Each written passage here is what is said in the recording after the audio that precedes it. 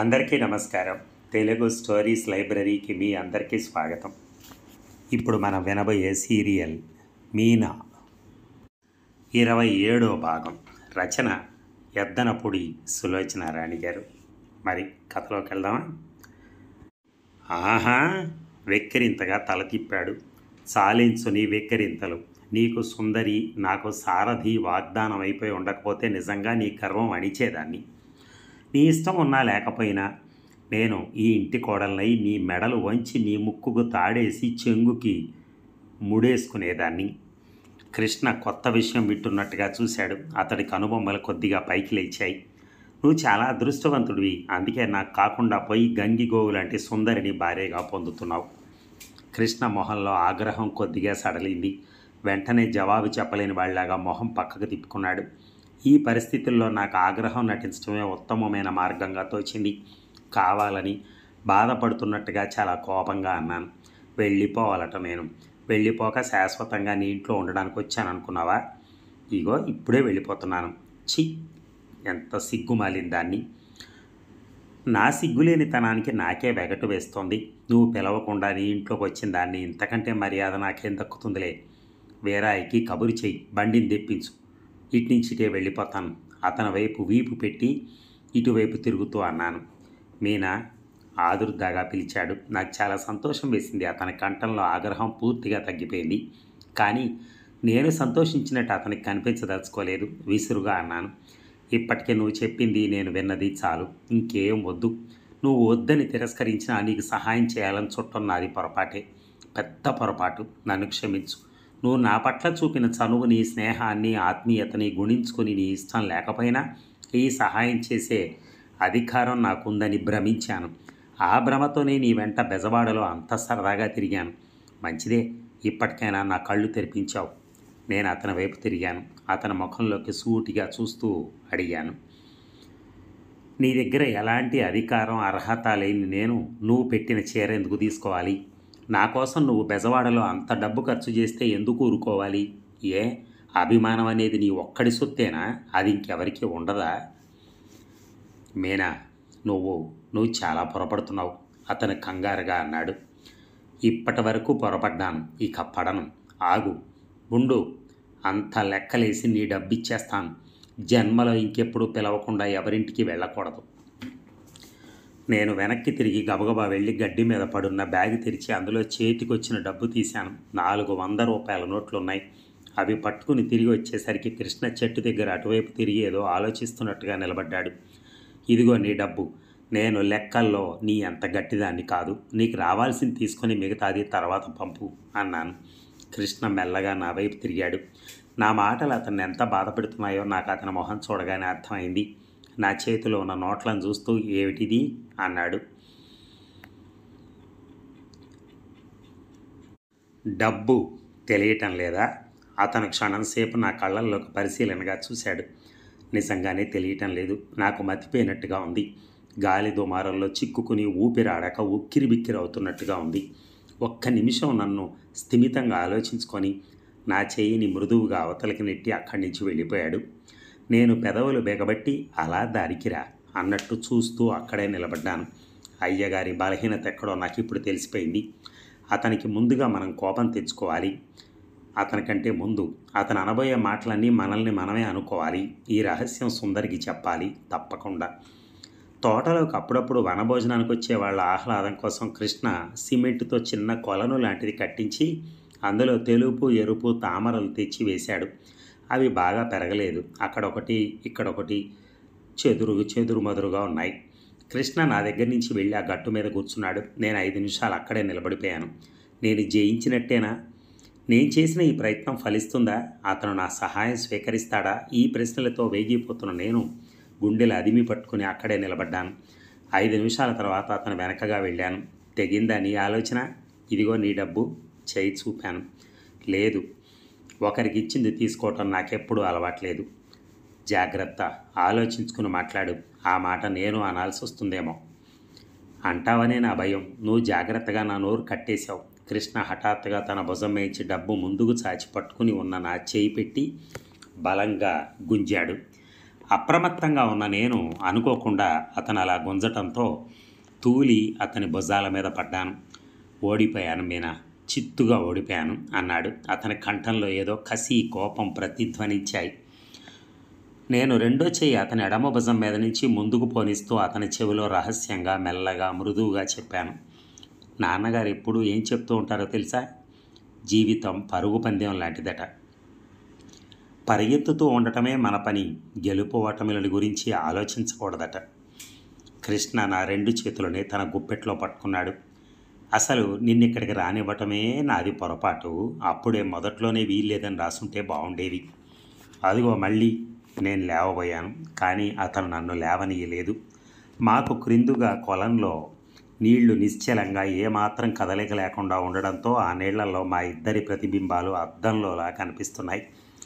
నా రెండు చేతులు అతని మెడను పెనవేసుకుని అతని గుండెల దగ్గర అతని గుప్పెళ్లలో బిగుసుకుని ఉన్నాయి. నా చెంప అతని చెంపకు దగ్గరగా ఉంది. నా ప్రతిబింబాలు చూడగానే నా బుగ్గలోకి వెచ్చటి రక్తం ఒక్కసారిగా పొంగులా వచ్చింది. నేను కొద్దిగా ముఖం తిప్పి నోరు తెరిచి మునిపళ్లతో అతని చెంప మీద కొరికాను. ఏయ్, ఏమిటిది? కృష్ణ నా చేయి వదిలి కుడి చేత్తో చెంప తడుముకున్నాడు. నా పళ్ళగాట్లు కొద్దిగా లీలగా కనిపిస్తున్నాయి. ఏం చేయను, నాకు కొన్ని సమయాల్లో గెల్లటం అలవాటు. నా చేతులు కదలనీయకుండా పట్టుకున్నావు. లాభం లేదు. నీతో ఇంకా కొంచెంసేపు ఒంటరిగా ఉన్నానంటే చాలా ప్రమాదం జరిగేటట్టుంది. వెళ్దాం పద. ఈసారి నేను అతన్ని లేవనీయలేదు. చేతులు భుజాల మీద నొక్కి ఉంచాను. నీళ్లల్లో కనిపిస్తున్న అతని ప్రతిబింబం వైపు చూస్తూ అడిగాను. ఎక్కడికి? నన్ను వెళ్ళిపోమన్నావుగా. ఇప్పుడు అనను. నువ్వు యజమానురాలివి, నేను నీ సేవకుడిని. నేను చక్కలి గింతలు పెట్టినట్టే నవ్వాను. నిజంగా నీలాంటి సేవకుడు దొరకడం ఎంత అదృష్టం. అత్తయ్య నిన్ను నడి బజార్లో నిలబెట్టి వేలం వేస్తే బాగుండు. హాయిగా డబ్బిచ్చి కొనుక్కుందును. ఇప్పుడు నువ్వు చేసింది ఆ పని కాదా? ఏమో నీకే తెలియాలి. కృష్ణ చెయ్యి వెనక్కి రానిచ్చి నా ముక్కు పట్టి ఊపాడు. అన్నీ తెలుస్తున్నాయి, ఒక్కటే తెలియటం లేదు. ఏమిటది? చదువు రాని ఈ పల్లెటూరి మూర్ఖుడి మీద నీకెందుకింత కనికరం అని. ఈ మనిషి కాస్త మూర్ఖుడే, కానీ చదువు రానివాడు మాత్రం కాదు. చదువు వచ్చునని గర్వంగా చెప్పుకునే చాలామంది కంటే సమర్థుడని నాకు తెలుసు. కొద్దిసేపటి క్రితం మా ఇద్దరి మధ్య భూకంపంలా రాబోయిన ఆఘాతం అదృష్టవశాత్తు తప్పిపోవడంతో ఇద్దరం మళ్ళీ సరసమైన ధోరణిలో పడ్డాం. అవును, అసలు రావటమే ఏడుస్తూ వచ్చింది. ఏమిటి గొడవ? ఒక చెంప పెళ్లివారు వస్తున్నారు. ఇంటి నిండా ఈ చుట్టాలు. అత్తయ్యకి అసలు ఊపిరాడక ఏడుపు వస్తోంది. సుందరిని ఇలా పిలువు. ఏది ఎక్కడుంది? దొడ్లో కూర్చుంది. ఇంట్లోకి రమ్మని అంత బతిమలాడినా రావటం లేదు. బండిని పిలవకపోతే నడిచి వెళ్ళిపోతుందట. ఇంతకంటే అప్రతిష్ట ఇంకేమైనా ఉందట్రా? రాజు, ఆ అమ్మాయిని ఇక్కడికి పిలుచుకునిరా. రాజు బయటకు వచ్చి దొడ్లోకి వెళ్ళింది. రాజు వెంట సుందరి లోపలికి వచ్చింది. రాజు బలవంతంగా లాక్కొచ్చినట్టుగా అమ్మాయి చేయి రాజు గుప్పెట్లో చిక్కుబడి ఉంది. ఇదిగో అన్నయ్య, రమ్మంటే రావటం లేదు. బలవంతంగా లాక్కొచ్చాను. అమ్మకి ఏమని చెప్పావు? నేను నిన్ను వెళ్ళిపోమన్నానా? కృష్ణ కోసం కోపం అణుచుకుంటున్న స్వరంతో అన్నాడు. మీరు నా మాట వినకపోతే దాని అర్థం అంతేగా. సుందరి కంఠం ఏడుపుగా వినిపించింది. సరే, ఈ ఒక్కరోజు నువ్వు నా మాట విను. రేపటి నుంచి జీవితాంతం నీ మాట వింటాను. కృష్ణ స్వరం శాంతంగా పలికింది. నా మాటకి నాకు విలువ లేని చోట పడి ఉండాల్సిన కర్మ నాకేం పట్టలేదు. నేనంత గతి లేని దాన్ని కాదు. సుందరి, ఏమిటమ్మా ఆ మాటలు? అత్తయ్య మందలింపుగా అంది. మీరే చెప్పండి అత్తయ్య. నా కళ్ళతో నేను చూసిన తర్వాత నన్ను నేను ఎలా మోసం చేసుకోను? మీ మనసులో నాకు విలువుందో లేదో ఈరోజు తేలిపోవాలి. మీకు ఆవిడ గారి పట్ల నిజంగా ఎలాంటి ఆకర్షణ లేకపోతే భయం ఎందుకు? భయమా? ఇంటికి వచ్చిన ఆడపిల్లను అవమానించడం మర్యాదేనా? అయితే ఇది నాకు అవమానమే. నేను ఎలాగే అనుకుంటాను. జరిగిన దాంట్లో నాకు భాగం ఉందని మర్చిపోతావే? మిమ్మల్ని నేను క్షమించగలను. మగవాళ్ల బలహీనతలు నాకు తెలుసు. నేను అర్థం చేసుకోగలను. గదిలో కొద్దిసేపు నిశ్శబ్దం ఏర్పడింది. ఏమిటనయ్యా, అసలు ఏమైంది? రాజు ఆదుర్దాగా అడగటం వినిపించింది. కృష్ణ రాజు మాటలు వినిపించుకోలేదు. అవన్నీ వదిలి నిన్నుండమని అడుగుతున్నాను. నీ మనసుకు బాధ లాంటిది కలిగిస్తే నన్ను క్షమించు. ఇప్పటికి ఇంకేం గొడవ చేయకు. రేపంతా వివరిస్తాను. నేను నిజంగా ఉండాలని మీరు అనుకుంటే ఆ అమ్మాయిని తక్షణం పంపేయండి. మీరు చెప్పలేకపోతే నేను చెప్తాను. అది జరగని పని. అయితే నా ప్రయాణం ఆగటం అసంభవం.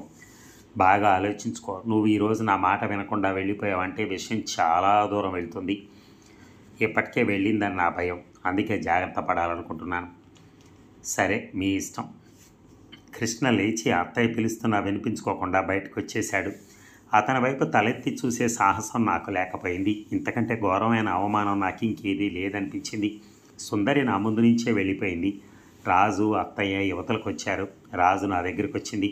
ఇందులో నాకు కూడా ఏదో భాగం ఉందని తెలుసుకున్న రాజు చూపులు నా ముఖం మీద కన్నార్పకుండా నిలిచాయి. నేను రాజు చేయి పట్టి లాగి నా పక్కన కూర్చోబెట్టుకున్నాను. క్లుప్తంగా జరిగిందంతా చెప్పాను. రాజు నిశ్చేష్టురాలైనట్టుగా వినసాగింది. నేను పెద్దగా కట్టిన పూలమాల పక్కన పెడుతూ అన్నాను, రాజు, నేను వెళ్ళిపోవటానికి నాకు అభ్యంతరం లేదు. సుందరితో చెప్పు. నేను అంటూ ఉండగానే ఆచార్యులు గారు వచ్చేశారు. పెళ్లివారు వచ్చేసారట. వాళ్ళకి వెంటనే కాఫీలు పంపాలట. త్వరగా ఏర్పాట్లు చూడమని తొందర చేశారు ఆయన. అత్తయ్య హడావిడిగా లోపలికి వెళ్ళింది. ఇల్లంతా ఒక్కసారిగా సందడిగా అయిపోయింది. రాజు ఇల్లంతా వెతికింది. సుందరి లేదు, వెళ్ళిపోయింది. ఆ అమ్మాయి హఠానికి పట్టుదలకి నేను ఆశ్చర్యపోయాను. తన మాట సాగనందుకు అంత కోపమా? ఆడదానికి ఎప్పుడు అంత తెగింపు మంచిది కాదేమో. వచ్చిన బంధువుల్లో అప్పుడే ఇది ఎలా పాకిందో ఏమో గుసగుసలు మొదలయ్యాయి. నాకు ముళ్ళ మీద ఉన్నట్టు అనిపించింది. చకచకా జరగాల్సిన పనులు జరుగుతూనే ఉన్నాయి. అత్తయ్య రాజు ముఖాలు ఆందోళనగానే ఉన్నాయి. సుందరి వెళ్ళిపోయిందని తెలియగానే అత్తయ్య వేరాయని వెంట వెళ్ళమని పంపింది. పెళ్లివారు భోజనానికి వచ్చి చేసి వెళ్ళారు. ఇంట్లో ఉన్న బంధువులు కూడా తిని లేచారు. ఇక రాత్రి 10 గంటలు దాటింది. తాతగారు ముందు వరండాల నుంచి కేక పెట్టారు, కమలమ్మ, ఇదిగో నీ బియ్యంకుడు వచ్చాడు. కాళ్ళు కడుక్కునేందుకు నీళ్లు తీసుకునిరా. రండి రండి. ఏమిటి అన్యాయం? బంధువులందరికంటే ముందు రావాల్సిన మీరు ఇంత ఆలస్యంగా వస్తారా? తాతగారికి సుందరికి కోపం వచ్చి వెళ్ళిపోయిన సంగతి తెలుసు. రాజు చెప్పగా వచ్చింది సుందరి తండ్రి అని తెలుసుకున్నాను. సుందరి కూడా తండ్రి వెంట వచ్చిందేమోనని ఆశతో రాజు నేను ముందు వసారా దగ్గరికి వెళ్ళాం. శేషయ్యని చూడగానే సుందరి తండ్రి అని చెప్పచ్చు. పోలికలు అంత బాగా ఉన్నాయి. తాతగారి ఆహ్వానానికి ఆయనే మురిసిపోలేదు. ఆయన పిలిచినట్టు లోపలికి రాలేదు. రాజు అందించిన నీళ్ల చెంబందుకుని కాళ్ళు కడుక్కోలేదు. కృష్ణుడు ఎక్కడా అని అడిగాడు. ఉన్నాడు లోపల, రండి అంది అత్తయ్య ఎంతో సౌమ్యంగా. వాడిని ఇక్కడికి పిలువు, వాడితో మాట్లాడటానికి వచ్చాను. ఆయన ధోరణికి రాజు అత్తయ్య మొహమొహాలు చూసుకోవటం నేను గమనించకపోలేదు. ఇంతలో ఏదో పని మీద కృష్ణే అక్కడికి వచ్చాడు. అడుగో వచ్చాడు అన్నారు తాతగారు.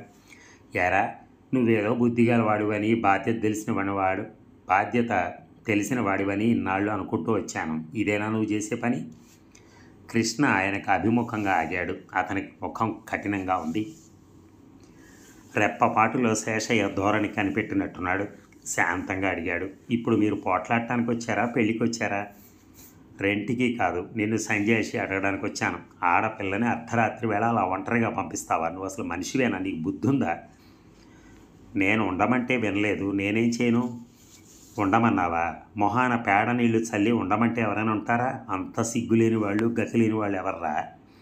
కృష్ణ ఆగ్రహం బిగబట్టినట్టుగా పెదవులు బిగించి ఆయన వైపు చూడసాగాడు. తాతగారు కల్పించుకుంటూ అన్నారు, శేషయ్య గారు, జరిగిందేదో జరిగింది.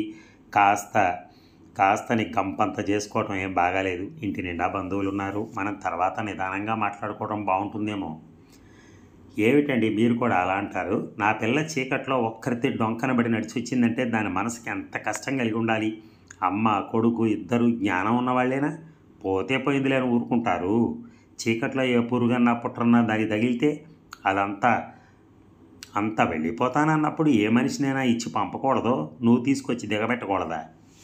ఆయన అరుపులకి ఇంట్లో అక్కడక్కడ ఉన్న బంధువులంతా వచ్చి అక్కడ గుమిగూడారు. అంతా సోద్యంగా, కుతూహలంగా, నిశ్శబ్దంగా వినసాగారు. తను వెళ్ళినట్టే మాకు తెలియదు అన్నాడు కృష్ణ నచ్చ చెప్తున్నట్టుగా. తెలియదు? ఎలా తెలుస్తుందిరా? నువ్వు అసలు ఒళ్ళు తెలిసే స్థితిలో ఉన్నావా? నీకు నాతో అవసరం తీరిపోయింది. వెర్రి వెదవనై కట్నం డబ్బంతా ముందు నీ చేతిలో పెట్టేశాను. నీ చెల్లెలు పెళ్ళి అయిపోతుంది. ఇక నీకు ఒకరితో పనే ఉంది. నేను నా కూతురు ఎట్లా పోతే నీకెందుకు? కృష్ణ ఒక అడుగు ముందుకేసి తెచ్చిపెట్టుకున్న సౌమ్యతతో మృదువుగా చెప్పారు, దయవుంచి మీరు ఈ విషయంలో ఇంకేం మాట్లాడద్దు. అందరి బంధువులులా ఉండండి. మీకు ఇష్టం ఉంటే, లేదంటే వెళ్ళిపోండి. తర్వాత మాట్లాడుకుందాం, ఇప్పుడు కాదు. ఈ మాటలు వినగానే శేషయ్య అగ్గి మీద గుగ్గిలం అయ్యాడు. ఏమిటి, నన్నే వెళ్ళమంటున్నావా? ఆహా, అంతటి వాడివి కూడా అయ్యావా? భేష్! ఈ కాపురం అంతా ఆ అమ్మాయిని చూసుకునే కదా ఈ కావరం అంతా. ఒరేయ్, కాస్త వాకిట్లోకి వచ్చింది కదా అని ఇక తాళి గట్టేయచ్చని కూలుకుతున్నావేమో. అత్తయ్య మామయ్య సంగతి నీకు తెలియదేమోరా, నాకు తెలుసు. నువ్వు నా వాకిట్లోకి వెళ్తే నీ మొహాన్ని ఉమ్మేస్తారా వాళ్ళు. నీ చదువు రాని పల్లెటూరు ముఖానికి పిల్లనిస్తారనుకుంటున్నావా? ముఖాన వేడి నీళ్లు కొట్టి మెడబట్టి బయటకు గెంటుతారు. కృష్ణ ముఖం జేవురించినట్టు అయింది. కళ్ళు నిప్పులు కక్కాయి. శేషయ్య గారు భుజం పట్టి అవతలకు తోశాడు. ఆయన ఆ తోపుకి తూలి పడబోయి ఎలాగో నిగ్రహించుకున్నాడు. కృష్ణ తొందరపడకు. తాతగారు చప్పున కృష్ణకు ఆయనకి అడ్డుగా వెళ్ళి నిల్చుని కృష్ణ చేతులు గట్టిగా పట్టుకున్నాడు. కృష్ణ కంఠస్వరం ఉరిమినట్టుగా ఉంది. మర్యాదగా తక్షణం ఇక్కడి నుంచి వెళ్ళిపోమను. ఏం చేస్తావరా, కొడతావా? శేషయ్య ముందుకొచ్చాడు. ఆచార్యులు గారు చప్పున శేషయ్య చేతులు పట్టుకున్నాడు. బాబు, ఏమిటి ఈ గొడవ? పెద్దవారు, మీరు చేయాల్సిన పనేనా? చిన్నవారు ఏదైనా తెలియక చేస్తే సర్దుకుపోవాలి, చాటుగా మందలించాలి. అంతేగాని ఇలా నలుగురిలో నవ్వులాటగా చేసుకుంటారా? నా మాట వినండి, కొంచెం తగ్గండి. ఈ బోడి నీతులన్నీ వాడికి చెప్పవయ్యా నువ్వు. నా మీద చేసుకుంటాడా వాడు? అంతు తేల్చకపోతే చూడు, నా పేరు శేషయ్యే కాదు. ఉత్తరీయ దులిపి పైన వేసుకుని వెళ్ళిపోతూ ఆగి వెనక్కి తిరిగి అత్తయ్య వైపు చూసి కళ్ళెర్ర చేస్తూ అన్నాడు. కమలమ్మ, చూడు, నన్ను అవమానించినందుకు నువ్వు నీ కొడుకు అనుభవిస్తారు. నేను పగ అంటూ వస్తే త్రాచుపామనే, గుర్తుంచుకో. ఆగ్రహావేశాలని అవమానాన్ని బలవంతంగా దేమింగుతున్నట్టుగా కృష్ణ దవడలు బిగుసుకున్నాయి. నిటారుగా రాతి శిల్పంలా నిలబడిపోయాడు అతను. బంధువులంతా నా వైపు విచిత్రంగా ఆసక్తిగా చూడసాగారు. వాళ్ళకి దీనికి అంతటికీ కారణం నేనన్న విషయం తెలిసింది. అందరి కళ్ళు నన్ను పరీక్షించసాగాయి. నాకు ఒళ్ళంతా తేళ్ళు జెర్రులు పాకినట్టయింది. అత్తయ్య, ఆచార్యులు గారు, తాతగారు, కృష్ణ ఇప్పటికీ ఏం తొందరపడద్దని, అవతల పెళ్లివారు వచ్చి ఉన్నారని, అబాస అవుతుందని హెచ్చరిస్తూ నచ్చజెప్పసాగారు. అప్పటికి రాత్రి 1 గంట అయింది. ఇంకొక 10 గంటలు ఎలాగో అలా కళ్ళు మూసుకుంటే లగ్నం అయిపోగానే నేను వెళ్ళిపోవచ్చు. నేను వెళ్ళిపోతే అంతా సర్దుకుంటుంది. చిచి, ఎంత గొడవ! ఇలా అని తెలిస్తే అసలు చచ్చినా వచ్చేదాన్ని కాదు. నా మనసంతా చేదుగా, బాధగా, అసంతృప్తిగా అయిపోయింది. ఇక ఎలా తెల్లవారిందో ఆ దేవుడికే తెలియాలి. టైం అంత మందకొడిగా జరగటం మునుపెన్నడూ నేను ఎరగను. తెల్లవారుజాముకే లేచారంతా. జరగవలసిన కార్యక్రమం అంతా చకచగా జరిగిపోతుంది. ఇంట్లో ఉన్న చుట్టాలు వాళ్ళు రాత్రి జరిగిన గొడవకు కారణం నేనని తెలుసుకోగానే నన్ను నకసిక పర్యంతం చూడసాగారు. నన్ను చూసి కంఠాలు తగ్గించి మాట్లాడుకునేవాళ్ళు. నేను అటువైపు నుంచి వాళ్ళు శ్రద్ధగా వెళ్తుంటే మాటలు ఆపేసి మౌనం వహించేవాళ్ళు. నాకిదంతా సలసల కాగుతున్నట్టుగా ఉంది. రాజుకు తలంటి పోసి గౌరీ పూజ కూర్చోబెట్టారు. వాకిట్లో మేళం వాళ్ళు వచ్చి కూర్చున్నారు. వాళ్ళ శృతులు సరిచేసుకుంటున్నట్టుగా ధ్వని వినిపించింది. రాజు పువ్వులు అలంకరిస్తున్న నాకు ఇక్కడికి కొంచెం దూరంలో అత్తయ్య, కృష్ణ మాట్లాడుకోవటం వినిపించింది. తాతగారు కూడా అక్కడే ఉన్నారు. ఇంకా నువ్వు నిశ్చింతగా ఉండమ్మా. గోపాలం తనకు కట్నం ఇచ్చిన డబ్బు నా చేతికి ఇచ్చాడు. వారం రోజుల తర్వాత ఎలాగైనా తల తాకట్టు పెట్టైనా సరే తీర్చేస్తానని చెప్పాను. ఏమోరా, ఈ 3 ముళ్ళు సవ్యంగా పడి అంతా సక్రమంగా జరిగిపోతే కొండకి పిల్లతో వస్తానని మొక్కుకున్నాను. ఆ శేషయ్య వెళ్ళి అక్కడ చేరాడంటే నాకేమిటో గుండెలు పీచుమంటున్నాయి. నీది మరీ చేదస్తాం అమ్మా. ఏం చేస్తాడంటావు? వాళ్ళకు కూడా దూరం బంధువు కాబట్టి అక్కడికి వెళ్ళుంటాడు. నీకు ఆ భయం ఏమీ వద్దు. ఇంతలో ఎవరో వచ్చి కృష్ణని పిలవటంతో వస్తున్నా అంటూ అక్కడి నుంచి వెళ్ళిపోయాడు. వాళ్ళ మాటలను బట్టి నేను శేషయ్య వెళ్ళి పెళ్లివారితో చేరానని, ఆయన డబ్బు ఇవ్వకపోతే గోపాలం సర్దాడని తెలుసుకున్నాను. తాతగారు అన్నారు, కమలమ్మ, ఒకవేళ పెళ్లివారు ఏదైనా సణిగిన లోపాలు వెతికినా ఎవరు కిమ్మనకండి. అడిగిందంతా చేయండి. వాళ్ళు ఏ కాస్తంత వెతికేందుకు అవకాశం ఇవ్వద్దు. మనతో తగాదా పడిన వారు కోపం వచ్చి ఇంటికి వెళ్ళిపోకుండా ఈ శేషయ్య అక్కడ చేరటం నాకు భయంగానే ఉంది. ఏమిటోనండి, వాడి చెవిని కూడా ఈ మాట వేయండి. వాడిని తొందర మనిషి. కోపం అనేది వస్తే ముందు వెనక చూసుకోకుండా మాట్లాడతాడు. రాత్రి కాస్త ఆయనకి నెమ్మదిగా నచ్చజెప్పినట్టయితే అంత గొడవ ఉండేది కాదు అంది అత్తయ్య. అత్తయ్య భయం నాకు ఆధారం లేనట్టుగా అనిపించింది. ఏదో అభిప్రాయ భేదం వచ్చిందని ఎవరైనా పేట్ల వరకు వచ్చిన పెళ్ళిని చెడగొడతారా? అసలు చెడగొట్టగలరా అసలు? కానీ అత్తయ్య భయం కృష్ణ అన్నట్టు చేదస్తం. కానీ నేను అనుకున్నట్టుగా నిరాధారం కాదని తర్వాత రుజువైంది. మరి ఈ భాగం ముగిద్దామా? మళ్ళీ రేపు కలుద్దాం. Thank you very much.